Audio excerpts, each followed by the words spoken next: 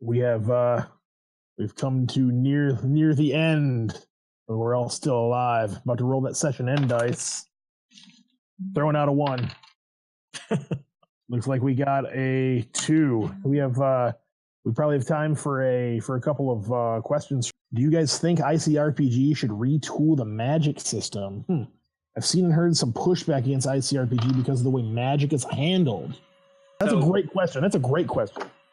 For me, man, magic should be all about, uncertainty, and it needs that feeling that you're playing with physics. You're not supposed to cast a fireball out of thin air. It's not supposed to happen. And I mean, the fighter is just there swinging his freaking sword, man. So why would you have all the spotlight on you with those fireballs that come out so easily? And just the way I see it, it has to be unstable. It has to be more mysterious. It has to. It needs more depth. That's the way ICRPG. That's what ICRPG lacks for me. But when I play it, it's not a problem. I don't dislike it the way it is right now. But in my game, if I was a magician or a wizard or a druid or any magic user, I love when my spells have a how do you say drawback? No, is that the word? When they can backfire on you and you're there and you try this OP shit that you don't master yet and it fucks up. Like in Magic the Gathering, mana burn.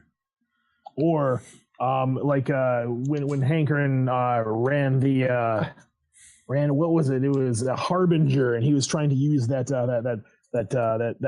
spell to reverse time, and he was able to do it, but the character Horus messed himself up in the process. Cause and effect, basically. That's what I think he wants to. I mean, maybe you succeed your fireball, but your hands are burned now because you rolled a 5, and for a few days, maybe your hands hurt, man. You have hard rolls on decks because your hands are fucked up, Right. I just I cast 19 fireballs last night. I probably can't go knit something tomorrow morning. Exactly. So actually, on that note, Jason said something that actually has given me a bit of an idea, possibly to help with that, but without adding unnecessary complexity to an already simple system, right? Yeah. What was that? 7 minutes. Okay, great. So we already have Spellburn as a mechanic in the system, right? Sure. Yep. So pretty much in your game, just automatically apply Spellburn to all spells. Okay. When Spellburn gets rolled for that many rounds, it's not that they can't use the spell, but every time they fail, they take magic damage. Oh shit! I love that. Or holy shit! That's fucking smart. That's due to messing with physics. Yeah, reality pushes back. I like it. So if you want to retool, honestly, I mean, ICRPG is built in such a way that if you want to retool something, retool it. The core, Hank has made pretty clear that he's not going to make massive changes that add complexity to the system. I think Magic is one of those. This, I think, is a quick and dirty way to really make Magic a risky business. Mm-hmm. And in fact, I think I'm going to do that in my next game. I'm going to try it too. That's killer. That's going to be added to the Vader 5 campaign. My character is going to explode with injuries. T-shirts make Magic dangerous. Do you have anything to add, Alex, or I can ask a question? Yeah, I was just going to say quickly, the only other thing that I might do to make Magic a bit more unpredictable is I might consider using, and although I haven't yet, the Dungeon World mechanic. So roll 2d6, add them together. On a 1 to 6, you fail and something bad happens. On a 7 to 9, you get part of what you want, but there's a cost. Whatever that is, whether it's damage or the spell backfires. And then if you get a 10 through 12 on that roll, then something amazing happens. And if you roll a 12, maybe your magic missile splits into 3 and damages multiple individuals, or whatever. And that would be a very, very simple mechanic That's to make- exactly how I made it, Alex. Actually, I can send you my Excel sheet if you want, man. Dude. It's exactly what I did. You know, I did like below this, it's a critical fail. Over that, it's a failure, but you forget the spell, and then you have normal success, and then you have like critical success. It's that simple. Four parts of the D20 plus int, and I mean the most powerful spells, you just move the grid. So to have a success, man, it's maybe 15 instead of 10 for a basic spell like Fireball. You But know, it removes the Well, idea of great. DCC. There is a cost. Yeah. Of room DC. Well, great minds think alike, Matt. John, you have something to add? John, what do you have to go on? Maybe anything that adds an Excel spreadsheet to ICRPG is probably a little too complicated. But you run your games how you want to run your games. But it well, an Excel sheet pretty much looks like this at the end of the day. You know, it's just a table. No. You know, it's like I totally get it. It's just like the way you said it. And I was like, that's really, it's not that's yeah, but yeah.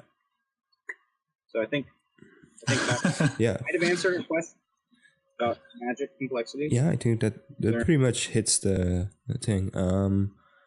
I like that spell burn. Yeah, spell I like burn it as well. That's killer.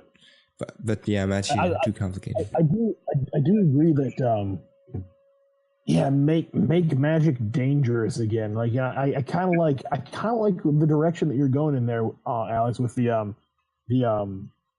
varying levels of difficulty. Like, oh man, like if I sacrifice a couple hit points, I know that I can make this spell like actually spring into the world. But if I don't, then it fizzles.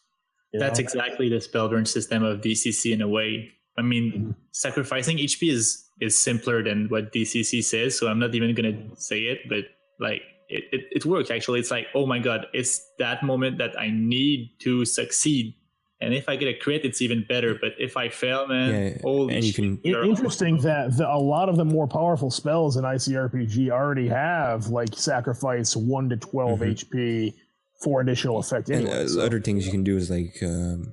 Reduce your dex, man. This spell hits you hard and you're tired after you used it, and you wanted to make it succeed. So like, let's say you sacrifice 2 dex and it gives you a +5, and then you cast this time expansion, whatever, and I think that's crazy. yeah, I think it's that's with their stats and stuff. I love that. I'm sending you my Excel sheets, guys, if you want. but I might use it. I'm not going to give it to the players, but I'll hold it up here. It doesn't have to be permanent. It doesn't have to be like, they're going to regain it like maybe 1 or 2 over whatever. Until they get a long rest. Yeah, exactly.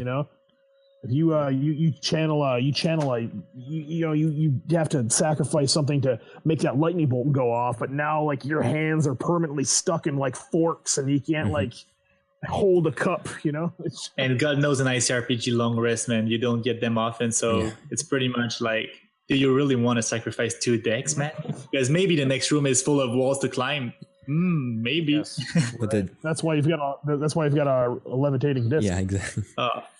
Well, you guys, I think we've come to the end of our time here. So I sure appreciate everyone who's stuck with us this far, listening to 5 lumpy-headed weirdos go on about their interpretations of role-playing stuff. Hey, a quick shout-out right now to Victor Diaz. He just put some stuff on the Google Plus group. Ezra Harden's GM notebooks or pages. I can't remember exactly it. Here, let's see. I actually think that's on Drive Through RPG right now. Yeah, it is. It is. Yeah, they are. The GM worksheets, they're awesome. I'm putting together a campaign right now, and they're helping immensely. So you guys should go find those. They're pay what you want on Drive Through RPG, and if you can't find them, just drop them a line on the Google Plus. I want to do a shout out to Marcin Gibowski with his pop up version of Hall of Arrows. I don't know if you guys saw it. That's really cool. That's really amazing. It was sweet. It's cool. Yeah, I didn't check that out. Who made that? Marcin Gibowski. I Yeah, I'm Okay, fucking up his, on the G plus. yeah, on the group. G plus. Yeah, if you guys want to check him out, that's really like an awesome idea. There's also Austin Redbond who put out his first stream. Probably gonna link this in the doobly-doo down and yeah, showcase stuff so people can see it. It's awesome. Yep. So, anybody else have any shout outs or anything? You want to share anything? I want to cool shout that's out done? Jason, man, for that awesome drawing tutorial you did earlier last week. Yeah. The dinosaur. Yeah, the dinosaur. It was really cool.